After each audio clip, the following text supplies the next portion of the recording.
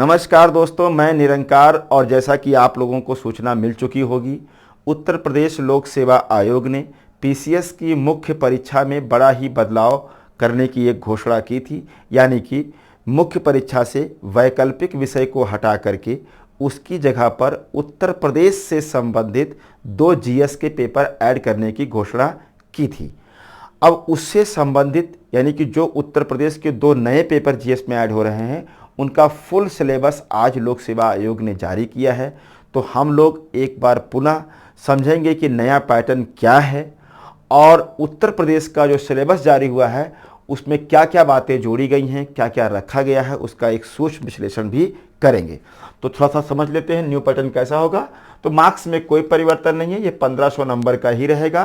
क्योंकि ऑफरल का paper 400 number का हुआ करता था, पेपर 1 200 का, पेपर 2 200 का, उन्हीं जगह पर पेपर 5 समान अध्ययन का और 6 ये 2 जोड़ा गया है। यानी कि अब जो नया पैटर्न है उसको थोड़ा समझते हैं।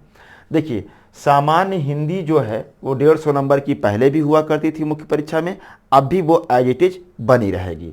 इसी प्रकार से निबंध से भी कोई छेड़छाड़ नहीं करी गई है। 3 निबंध लिखने रहेंगे 50-50 नंबर के, यानी 150 नंबर का ये भी रहेगा, यानी ये 300 नंबर का ये हो गया। अब इसके बाद क्या हुआ कि सामान्य अध्ययन का जो 800 नंबर का हुआ करता था, 4 पेपर जीएस के थे, उसकी जगह पर अब पेपर कर दिए गए 6, यानी 200 नंबर के 2 पेपर और ऐड कर दिए गए हैं जो कि उत्तर प्रदेश से संबंधित होंगे, यानी वैकल्पिक विषय को हटा दिया गया। ठीक है, तो जैसे जीएस में पहले पेपर कैसा था आप जानते हैं कि पेपर 1, पेपर 2, पेपर 3 और पेपर 4 ये 4 पेपर हुआ करते थे 200 नंबर के, जिसमें से अगर आप देखें तो इसमें पहले में इतिहास, भूगोल, समाज और इसी के साथ साथ पेपर 1, पेपर 2 और पेपर 3 इन तीनों में ऑलरेडी यूपी का पार्ट जुड़ा हुआ था। अब क्या किया गया है, इस यूपी को पेपर 1 से निकाल दिया गया, पेपर 2 से निकाल दिया गया, पेपर 3 से निकाल दिया गया। अब इसमें सामान्य जीएस आ गया। ठीक है, अब जो नया पेपर जुड़ा हुआ है ये पेपर 5 करके जुड़ा है सामान्य अध्ययन का, जो उत्तर प्रदेश से संबंधित होगा। इसमें और जीएस कोई नहीं पूछा जाएगा, केवल ये उत्तर प्रदेश विशेष का रहेगा। और इसी प्रकार से पेपर 6 भी उत्तर प्रदेश से ही संबंधित रहेगा। जनरली इसमें क्या रखा गया है, तो उत्तर प्रदेश का पेपर 5 में इतिहास है, राज्य व्यवस्था रखी गई है, योजनाओं से संबंधित प्रश्न पूछे जाएंगे, कला एवं संस्कृति से संबंधित रहेंगे और सुरक्षा से संबंधित भी प्रश्न इसमें पूछे जाएंगे पेपर 5 में। ये मोटे तौर पर है, अभी हम इसका सूक्ष्म विश्लेषण करेंगे। इसी प्रकार से पेपर 6 में देखिए तो यूपी के भूगोल, पर्यावरण पारिस्थितिकी, आपदा प्रबंधन, अर्थव्यवस्था, विज्ञान एवं तकनीकी, ये सारी चीज़ें इसमें जोड़ी गई हैं। ठीक है, तो इस प्रकार से नंबर जो पूरा मेंस का था वो 1500 का ही बना हुआ है। बस ऑफरल जो 400 नंबर का था उसकी जगह पे सामान्य अध्ययन 5 और सामान्य अध्ययन 6 जो कि उत्तर प्रदेश से ही संबंधित होंगे, 400 नंबर ये ऐड हो गया। ठीक है, अब इस सिलेबस को आज लोक सेवा आयोग ने जारी कर दिया है उत्तर प्रदेश वाले को, इसी को हम लोग आज देखते हैं। चलिए देखते हैं पेपर 5 कैसा है।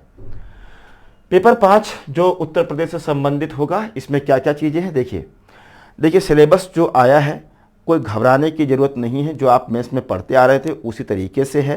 कुछ चीज़ें ऐड हुई हैं, उसको ढंग से अगर पढ़ेंगे तो आपके लिए आसान है। स्पेशली उत्तर प्रदेश के जो प्रतियोगी छात्र हैं उनके लिए तो बहुत ही अच्छा होने वाला है। देखिए इसमें टॉपिक कितनी रखी गई हैं, तो पेपर 5 में टॉपिक रखी गई हैं 21। अब 21 टॉपिक में क्या क्या चीज़ें हैं इसको हम लोग देखने का प्रयास करते हैं। देखिए पहला है उत्तर प्रदेश का इतिहास, सभ्यता, संस्कृति एवं प्राचीन नगर, यानी कि यूपी का इतिहास से संबंधित प्रश्न हो जाएगा। फिर इसमें देखो आर्ट एंड कल्चर आ रहा है, उत्तर प्रदेश की वास्तुकला यानी आर्किटेक्चर, मंदिर, मस्जिद, यही सब, मकबरे, यही सब पढ़ना होगा। उसकी महत्ता यानी महत्व क्या है, उसका रख रखाव, और म्यूजियम यानी संग्रहालय, अभिलेखागार एवं पुरातत्व, आर्कियोलॉजी, ये सब चीज़ें आपको इसमें रखा गया। फिर तीसरा टॉपिक है भारत के स्वतंत्रता संग्राम 1857 से पहले एवं बाद में उत्तर प्रदेश का योगदान, यानी कि जो स्वतंत्रता आंदोलन हुआ था उसमें यूपी का क्या योगदान था, इसी को पूछा गया है। यानी आप कह सकते हो मॉडर्न हिस्ट्री ऑफ यूपी। ठीक है, फिर है उत्तर प्रदेश, चौथा है उत्तर प्रदेश के सुविख्यात स्वतंत्रता सेनानी एवं व्यक्तित्व, यानी उत्तर प्रदेश से संबंधित जो हमारा फ्रीडम मूवमेंट हुआ था उससे संबंधित जो व्यक्ति हैं फेमस, उनके बारे में जानना है ना, जो सेनानी रहे हैं उनके बारे में जानना है। फिर पांचवा है उत्तर प्रदेश में ग्रामीण, शहरी एवं जनजातीय मुद्दे, यानी ग्रामीण से संबंधित मुद्दे, नगर से संबंधित मुद्दे और जो शेड्यूल्ड ट्राइब्स हैं, जनजातियों के मुद्दों से संबंधित यहाँ पर प्रश्न पूछे जाएंगे। यानी क्या है इसमें, सामाजिक संरचना, त्यौहार, मेले, संगीत यानी कल्चर, लोक नृत्य, भाषा, साहित्य, बोली, सामाजिक प्रथाएं, पैटर्न, यानी कुल मिलाकर के एक ग्रामीण, शहरी और जनजातीय 3 लोगों को आधार बनाकर इतनी चीज़ें इसमें हम लोग को पढ़ना है, कोई बहुत कठिन चीज़ नहीं है। फिर 6 नंबर पे दिया है उत्तर प्रदेश की राज्य व्यवस्था शासन प्रणाली। अब यहीं से पॉलिटी शुरू हो जाएगी यूपी की। बहुत आसान है, हम लोग पॉलिटी में पढ़ते ही आ रहे हैं भाई, हम लोग राज्य का पूरा राज्य का तो हम लोग पॉलिटी में पढ़ते ही हैं। अब देखिए कैसे इसमें डिवाइड किया है, राज्य व्यवस्था शासन प्रणाली, राज्यपाल के बारे में, मुख्यमंत्री, मंत्रिपरिषद, विधानसभा, विधान परिषद, केंद्र राज्य संबंध। कुछ नया नहीं है, इसको बस सिस्टमेटिक ढंग से पढ़ने की जरूरत है। फिर 7वां है उत्तर प्रदेश में लोक सेवाएं, लोक सेवा आयोग, लेखा परीक्षा, महान्यायवादी, उच्च न्यायालय एवं उनका अधिकार क्षेत्र। अब ध्यान दीजिएगा, यहाँ पर थोड़ा सा लोक सेवा आयोग से गलती हुई है। ये जो महान्यायवादी लिखा हुआ है अटॉर्नी जनरल, ये अटॉर्नी जनरल नहीं रहेगा, ये भारत का होता है। यहाँ पर लिखना चाहिए था इसको महाधिवक्ता, और हमको लगता है कि ये संशोधन जल्दी ही कर दिया जाएगा। ये महाधिवक्ता यहाँ पर होना चाहिए मेरे हिसाब से। बाकी लोक सेवा आयोग जल्दी ही इस पर कुछ ना कुछ डिक्लेरेशन देगा। तो इस प्रकार से ये 7वीं टॉपिक हो गई। फिर 8वीं टॉपिक डाला गया है उत्तर प्रदेश विशेष राज्य चयन मानदंड, राजभाषा, संचित निधि एवं आकस्मिक निधि, राजनीतिक दल, राज्य निर्वाचन आयोग। इतनी बातें डाली गई, यानी ये भी पॉलिटी से संबंधित ही पूरा टॉपिक है। बहुत ही आसानी से आप पढ़ते आ रहे हैं पहले से, और इसको थोड़ा सा ढंग से आपको तैयार करना है। फिर उत्तर प्रदेश में स्थानीय स्वशासन यानी पंचायती राज की बात हो रही है, शहरी एवं पंचायती राज, लोक नीति, अधिकार संबंधी मुद्दे, यानी पंचायती राज आप पढ़ते आ रहे थे, वही चीज़ यहाँ पर फिर से हम लोगों को पढ़ना है। फिर है उत्तर प्रदेश सुशासन, भ्रष्टाचार निवारण, Lokayukta, citizen charter, e governance, सूचना का अधिकार, समाधान योजना। तो आप मेंस में पहले से भी गवर्नेंस टॉपिक पढ़ रहे थे, ये यूपी का गवर्नेंस हो जाएगा, बस इतना ही अंतर है। फिर है उत्तर प्रदेश में भूमि सुधार एवं इसका प्रभाव। जो भूमि सुधार किए गए हैं, लैंड रिफॉर्म हुए हैं, वो उत्तर प्रदेश के संदर्भ में हम लोग को जानना है।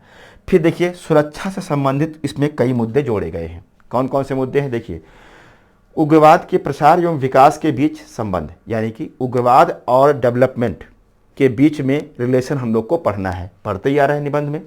फिर है बाह्य राज्य एवं अंतर्राज्यीय सक्रियकों से आंतरिक सुरक्षा के लिए खतरा, यानी कि जो बाहर के हैं, यानी किसी दूसरे देश के आतंकवाद कह सकते हो उसको, अंतर्राज्यीय यानी दूसरे राज्य के, और अपने राज्य के जो आप कह सकते हैं थ्रेट एलिमेंट हैं जिनसे खतरा है, उनसे आंतरिक सुरक्षा के लिए चुनौतियां पैदा करने में संचार नेटवर्कों, मीडिया एवं सोशल नेटवर्किंग साइट्स की भूमिका। तो कोई दिक्कत नहीं, इसको हम लोग पढ़ते ही आ रहे हैं पहले से भी।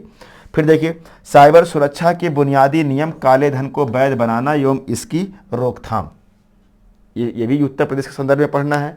फिर देखिए और इसका क्या है, विभिन्न सुरक्षा बल जो हमारे उत्तर प्रदेश का सुरक्षा का ढांचा है उसको जानना है, एवं एजेंसियां, उनके शासनादेश, अधिकार पत्र। फिर 5वां सीमावर्ती क्षेत्रों में सुरक्षा। चूँकि आप जानते हैं कि भारत नेपाल उत्तर प्रदेश नेपाल से लगा हुआ है, तो आप कह सकते हैं सीमावर्ती क्षेत्रों में चुनौतियां हैं, साथ ही साथ अदर स्टेट से भी लगा हुआ है। तो जो सीमा पे अब बहुत तरह के चैलेंजेस होते हैं, उन सबको जानना है, उनका प्रबंधन, संगठित अपराधों का आतंकवाद से संबंध। ठीक है, कोई ऐसी चीज़ नहीं है जो आप लोग ना पढ़ रहे हो पहले से। फिर है उत्तर प्रदेश में कानून व्यवस्था एवं नागरिक अधिकार पत्र। बहुत सारी चीज़ें सिलेबस में रिपीट होती दिखाई देती हैं। ये देखने में केवल 21 टॉपिक लग रहा है, ये मुश्किल से 8-9 टॉपिक के अंदर हो जाएगा। फिर है उत्तर प्रदेश में स्वास्थ्य एवं चिकित्सीय मुद्दे। लो कुछ नहीं है, बहुत सिंपल है। उत्तर प्रदेश में शिक्षा प्रणाली को पूरा समझना है। फिर इसके बाद भारत के विकास में उत्तर प्रदेश की भूमिका, बहुत इंपॉर्टेंट रहेगा ये टॉपिक, और ये होना भी चाहिए। फिर उत्तर प्रदेश के समसामयिक घटना, यानी कि उत्तर प्रदेश का करंट के जो मुद्दे होंगे उनको भी हमें देखना होगा।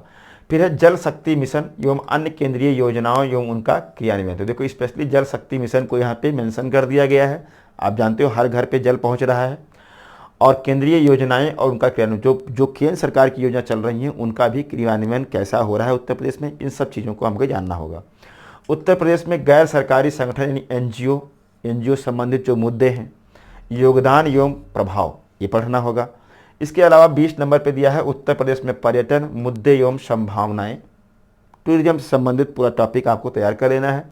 उत्तर प्रदेश में विभिन्न क्षेत्रों में नवाचार इनोवेशन, इसके मुद्दे एवं इसका समाज में रोजगार एवं सामाजिक आर्थिक विकास पर प्रभाव। ठीक है, तो आप अगर इन टॉपिक को देखिए तो कुछ नहीं किया गया है, इसमें केवल कीवर्ड्स बढ़ा दिए गए हैं। आपको देखने में केवल ये बड़ा लग रहा है, वास्तव में बहुत बड़ा सिलेबस है नहीं। ठीक है, तो इस प्रकार से ये पेपर 5 जुड़ा है उत्तर प्रदेश का। अब पेपर 6 में क्या रखा गया है उत्तर प्रदेश में, इसमें देखा जाए तो पहला लिखा हुआ है उत्तर प्रदेश का आर्थिक परिदृश्य यानी इकोनॉमी, इसमें आ गया। ठीक है, क्या है, अर्थव्यवस्था एवं राज्य बजट की भूमिका। पढ़ते ही आ रहे थे पहले से, थोड़ा मेंस की दृष्टि से पढ़ लेंगे, यानी उसकी विशेषताएं, बुनियादी ढांचा, भौतिक संसाधनों का महत्व। ठीक है, फिर है उत्तर प्रदेश का व्यापार वाणिज्य एवं उद्योग। ठीक, फिर तीसरा है उत्तर प्रदेश सरकार की लोक कल्याणकारी योजनाएं, परियोजनाएं, नियोजित विकास, मानव संसाधन, कौशल विकास। कितना आसानी से आप इसको कर सकते हैं। हाँ, ये जरूर है कि थोड़ा पहली बार है, कंटेंट को लेकर के आपको दिक्कत होगी, आपके दिमाग में भ्रम भी होगा, और अभी आपका भ्रम हम दूर भी करने वाले हैं। देखिए, फिर उत्तर प्रदेश में निवेश मुद्दे एवं प्रभाव, बहुत सिंपल है। 5वां है उत्तर प्रदेश की लोक वित्त एवं राजकोषीय नीति, कर एवं आर्थिक सुधार, एक जिला एक उत्पाद यानी 1 डिस्ट्रिक्ट 1 प्रोडक्ट की बात आ गई यहाँ पर, इसको पढ़ते ही आ रहे हैं। उत्तर प्रदेश में नवीकरणीय ऊर्जा एवं गैर नवीकरणीय ऊर्जा संसाधनों की योजना एवं प्रबंधन। ठीक है, भूगोल का सब टॉपिक है, ये सब पढ़ेंगे ही। उत्तर प्रदेश की जननांकी, जनसंख्या एवं जनगणना, ये भी भूगोल का ही है। उत्तर प्रदेश में कृषि व्यवसायीकरण एवं कृषि फसलों का उत्पादन, भूगोल में पढ़ना ही है इसको। उत्तर प्रदेश की नवीन वानिकी नीति, ये भी भूगोल का टॉपिक, इन्वायरमेंट का आ गया। उत्तर प्रदेश की कृषि एवं सामाजिक वानिकी, ये भी भूगोल में हम लोग पढ़ते ही आ रहे हैं। फिर देखिए 11 नंबर पे दिया है उत्तर प्रदेश में कृषि विविधता, कृषि की समस्याएं एवं उनका समाधान। ठीक है, तो भूगोल अगर समझ लेंगे यूपी का तो ये सब बड़े आसानी से कर जाएंगे। उत्तर प्रदेश के विभिन्न क्षेत्रों में विकास की सूचकांक, यानी जो विविधता है हमारे उत्तर प्रदेश में, अलग अलग क्षेत्र को विकास के सूचकांक मानकों को लेकर के हम लोगों को पढ़ना होगा। उत्तर प्रदेश का भूगोल देखिए डायरेक्टली आ गया, भौगोलिक स्थिति, उच्चावच, संरचना, जलवायु, सिंचाई, खनिज, अपवाह प्रणाली एवं वनस्पति, लो सब आ गया इसमें भूगोल का। फिर है उत्तर प्रदेश में राष्ट्रीय उद्यान, देखिए इन्वायरमेंट, वन्य जीव अभ्यारण्य आ गया। फिर है उत्तर प्रदेश में परिवहन तंत्र, यानी कि जो पूरा हमारे यहाँ रोड का ढांचा है उसके बारे में पूछ रहा है। उत्तर प्रदेश में औद्योगिक विकास, शक्ति संसाधन एवं अधोसंरचना, सब भूगोल का ही है ये। उत्तर प्रदेश में प्रदूषण, पर्यावरण के मुद्दे, प्रदूषण नियंत्रण परिषद एवं इनके कार्यों को जानना है, सिंपल सा है। उत्तर प्रदेश के प्राकृतिक संसाधन, मृदा, जल, वायु, वन, घास मैदान, आर्द्र भूमि, इन सब के बारे में पढ़ना है, ये भी भूगोल का ही टॉपिक है। उत्तर प्रदेश के जलवायु परिवर्तन एवं मौसम पूर्वानुमान संबंधित मुद्दे, यानी कि यह भी आपका एनवायरनमेंट से संबंधित है। फिर है उत्तर प्रदेश के संदर्भ में अधिवास, पारिस्थितिकी तंत्र संरचना एवं कार्य समायोजन, जीव जंतु एवं वनस्पति। ठीक है, पूरा ये भूगोल का पेपर, इसमें बहुत ज़्यादा भूगोल एनवायरनमेंट को रख दिया है। फिर इसके बाद देखिए 21 नंबर पर दिया है उत्तर प्रदेश में विज्ञान एवं तकनीकी के मुद्दे, प्रसार एवं प्रयत्न, यानी साइंस टेक इसमें आ गया यूपी का। फिर है उत्तर प्रदेश में मत्स्य, अंगूर, रेशम, फूल, बागवानी एवं पौध उत्पादन तथा उत्तर प्रदेश के विकास में इनका प्रभाव, सिंपल सा है। उत्तर प्रदेश के विकास में सार्वजनिक एवं निजी साझेदारी को प्रोत्साहित करना। तो इस प्रकार से पेपर 6 में आप देखेंगे 23 टॉपिक है, और जो पेपर जो 5 है इसमें भी 21 टॉपिक है। तो अब ये पूरा सिलेबस आपके सामने है, घबराने की बिल्कुल ज़रूरत नहीं है। आपको सीधा सा हम बता दे रहे हैं, कल के बाद यूट्यूब पर या बहुत सारे ऑनलाइन प्लेटफॉर्म पर, ऑफलाइन प्लेटफॉर्म पर हजारों की संख्या में टीचर आपको यूपी पढ़ाते हुए दिखाई देंगे। जिसको कुछ भी नहीं आता है वो भी यूपी लेकर के कूद पड़ेगा इस मैदान में। उसको लगता है कि बहुत ही आसान चीज़ें हैं। सिलेबस देखने से आसान लग भी सकता है, लेकिन ये इतना आसान है नहीं। ये वही टीचर पढ़ा सकता है जिसको इतिहास पढ़ाने का अनुभव हो, पॉलिटी पढ़ाने का अनुभव हो, ज्योग्राफी पढ़ाने का अनुभव हो, इन्वायरमेंट, इकोलॉजी, है ना, गवर्नेंस, ये सब जो पढ़ाते आ रहा है, यानी कि हमारा कहने का मतलब है कि जो ऑप्शनल पढ़ाता आ रहा है या मेंस के लिए पढ़ाता आ रहा है, ये वही टीचर अच्छा आपको पढ़ा सकता है। तो आप लोग बहुत दिन से कह भी रहे थे कि सर आप ही को यूपी पढ़ाना है, तो आइए जिम्मा मैं अपने सर पे ले रहा हूँ।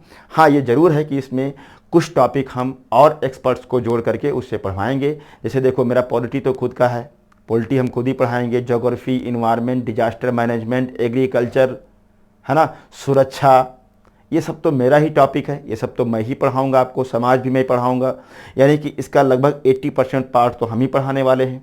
तो आपको चिंता करने की ज़रूरत नहीं है। जिस प्रकार से आपने हमसे ऑप्शनल पढ़ा है, जिस तरह से आप ज्योग्राफी पढ़े हैं, जिस प्रकार से आप पॉलिटी पढ़ते आ रहे हैं, इसमें भी कोई कमी हम छोड़ने वाले नहीं हैं। तो आप लोग डरिए मत। हम जानते हैं कि ये एक बहुत ही चैलेंज का काम है। तो आप लोग अपने प्रीलिम्स पे ध्यान दीजिए, प्रीलिम्स की पढ़ाई करते रहिए, मेंस हमारे ऊपर छोड़िए, ये आपका हम करवाते हैं। आपको कहीं भटकने की ज़रूरत नहीं है, सारा कंटेंट भी हम इकट्ठा करते हैं, सारा मटेरियल आपके तैयार करवा देंगे, आपको सिर्फ पढ़ना है। और आपकी क्लास जल्द ही शुरू हो जाएगी, 2-3 दिन के अंदर आपकी क्लास शुरू हो रही है। जिनको भी हमसे कांटेक्ट करना है तो ये नंबर दिया गया है, इस पर आप व्हाट्सअप कर सकते हैं, आप डायरेक्टली कॉल भी करके इस कोर्स के बारे में जानकारी ले सकते हैं। आपको चिंता नहीं करना है, बहुत ही नॉमिनल जो यहाँ का स्पेंड होने वाला है, जो खर्चा आने वाला है, उतना ही आपसे लिया जाएगा, कोई ज़्यादा आपसे फ़ीस नहीं होने वाली है। और पूरा सिलेबस तैयार कर दिया जाएगा मेंस तक का। तो जितना लोग हैं सब लोग जुड़ जाओ। जिनकी तैयारी अभी भी, जैसे मैं बोलता था कि उनका ही सिलेक्शन जल्दी होता है जो पहले से ही ऑप्शनल तैयार कर लेते हैं, जीएस मेंस तैयार कर लेते हैं, फिर केवल पीटी ही पढ़ते हैं, उनका सिलेक्शन जल्दी होता है। अब आप लोग जो प्री निकाल रहे हो लगातार, उनको तो ये कोर्स पढ़ना ही पढ़ना है। साथ ही साथ जो तैयारी कर रहे हैं, मैं चाहता हूं कि वह लोग भी इस कोर्स को ज्वाइन करें। सभी लोग अपने खुद ज्वाइन करिए, अपने साथियों को ज्वाइन कराइए, सब लोग एक तरफ से ज्वाइन करिए, क्योंकि फिर वही बात आ जाती है। अब तो मेरा वेटेज बहुत ज़्यादा बढ़ गया। जैसे देखो, ज्योग्राफी में सबसे अधिक क्वेश्चन आएगा, पॉलिटी हम पढ़ाते ही हैं, ये दोनों सेगमेंट अगर मिला दिया जाए तो करीब करीब ये 50+ क्वेश्चन हो जाता है प्री में। और अब तो यूपी भी मैं पढ़ाऊंगा तो कम से कम 15 क्वेश्चन इसमें और ऐड कर लीजिए, 15 क्वेश्चन, यानी 65-70 क्वेश्चन तो अकेले यहीं से आने वाला है। इसलिए जो अभी नए बच्चे हैं जो तैयारी करना शुरू किए हैं, उनको भी ये यूपी का कोर्स ज्वाइन करना चाहिए, क्योंकि उनका प्रीलिम्स भी तैयार होगा, क्योंकि यूपी से प्रश्नों की संख्या अब प्रीलिम्स में भी बढ़ने वाली है। इस बात को आपको ध्यान में रखना है। तो ये पूरा सिलेबस रहा है। कहीं कोई दिक्कत है तो आप फ़ोन करिए, व्हाट्सअप करिए, और सब लोग अपने साथियों को बताइए। जितने हमारे पुराने स्टूडेंट हैं जो हमसे ऑप्शनल पढ़ चुके हैं या जीएस पढ़ चुके हैं, अब उनको यूपी पढ़ना ही होगा, वो सब लोग फिर से लौट करके आ जाएं। सब लोग जो नौकरी में हैं, कहीं टीचर हैं या पीसीएस हो गए हैं या कहीं लोअर पीसीएस हैं, आरओ एआरओ जो कुछ भी हैं, सब लोग, आप जानते हो कि मेरी कंटेंट की क्वालिटी क्या रहती है, तो उसमें बताने की ज़रूरत नहीं है। आप सब लोग जुड़ करके इस कोर्स को स्टार्ट करो जल्दी से, क्योंकि देर करना भी उचित नहीं है। अगर प्रीलिम्स हो गया जिनका, उनके लिए और दिक्कत, क्योंकि उनको मेंस लिखना है, और ये 2 पेपर कम नहीं है, इसको हल्के मत लीजिए, क्योंकि ऑप्शनल की जगह पर आया है।